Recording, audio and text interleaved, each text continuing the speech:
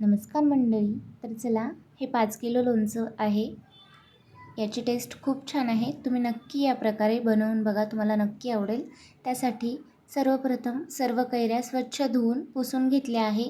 अडकित्त्याच्या साहाय्याने आपल्याला कट करून घ्यायच्या आहेत. आपल्याला हव्या तशा साईजमध्ये, छोट्या मोठ्या. त्यानंतर यामधल्या आपल्याला छोट्याशा पोळी काढून घ्यायच्या आहेत आणि हे स्वच्छ करून घ्यायचे आहेत.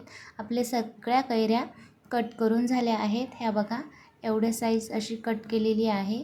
आता एका कढईमध्ये आपल्याला तेल गरम करायचं थोडंसं, अर्धा चमचा. त्यामध्ये आपल्याला ह्या मेथ्या घालून घ्यायच्या आहे. छोटे वाटी भरून मेथ्या घेतलेल्या आहेत.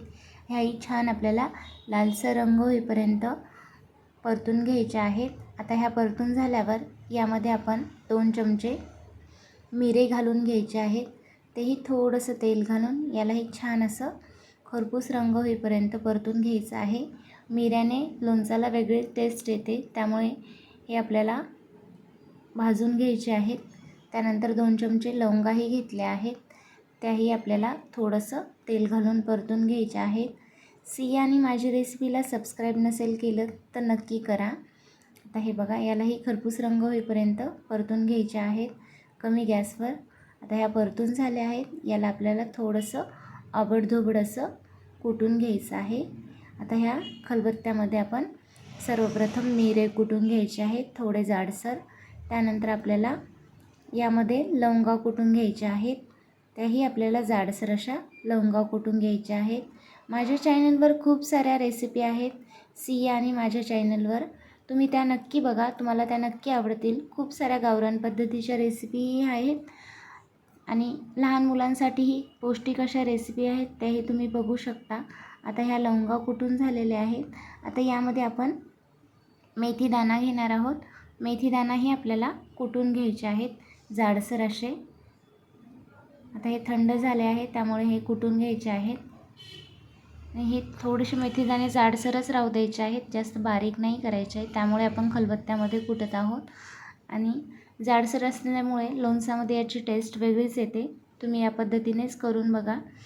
तुम्ही हा व्हिडिओ कोणत्या भागातून बघत आहात तेही तुम्ही कमेंट करून मला सांगू शकता. आणि तुमच्या इकडे कशा पद्धतीने कैरीचं लोणचं बनवता तेही तुम्ही कमेंट करून सांगा. आता हे आपले मेथी दाणे आबडधोबड कुटून झाले आहेत. हेही पातेल्यामध्ये काढून घेतले.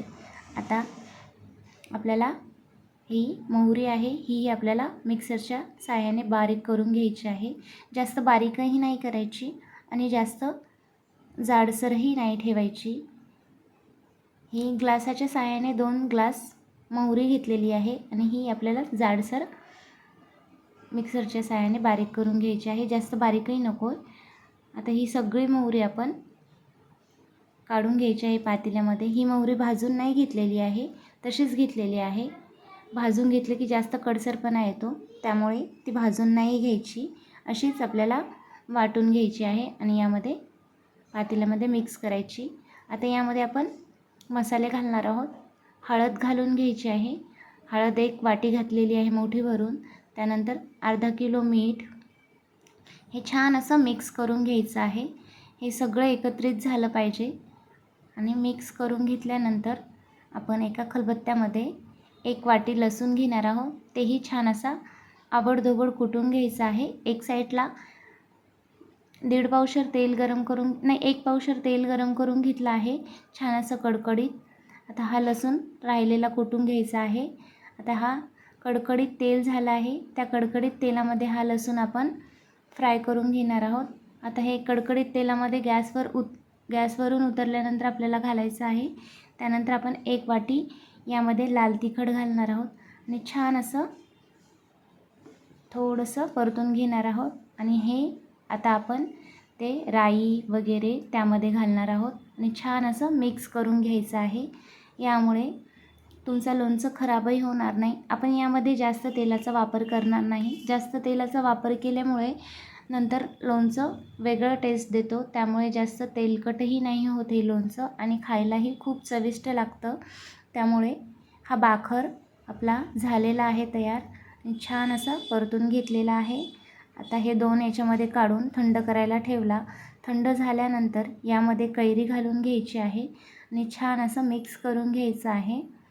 थोड्या थोड्या कैऱ्या घालून असं मिक्स करून घ्यायचं आहे आणि जेणेकरून आपला मसाला सगळ्या फोडींना लागेल असा मिक्स करून घ्यायचा आहे. तुमच्या इकडे कशा पद्धतीने बनवतात तेही तुम्ही मला कमेंट करून नक्की सांगा आणि हा तुम्ही नक्की घरी ट्राय करून बघा आणि मला कमेंट करून सांगा की कसा वाटला. आता हा मिक्स करून घेतला आहे. थोड्या थोड्या फोडी आपल्याला घालून यामध्ये मिक्स करून घ्यायचं आहे आणि हे थोडं थोडं पाणी सुटायला लागलं की त्याला छान असा मऊसूद आणि नरम होतो. त्यामुळे तुम्ही नक्की अशा प्रकारे बनवून बघा. तर छान असा मिक्स करून घेतलेला आहे. याला सगळा बाखर लागलेला आहे. हे बघा, हा 5 किलोचा लोणचा आहे.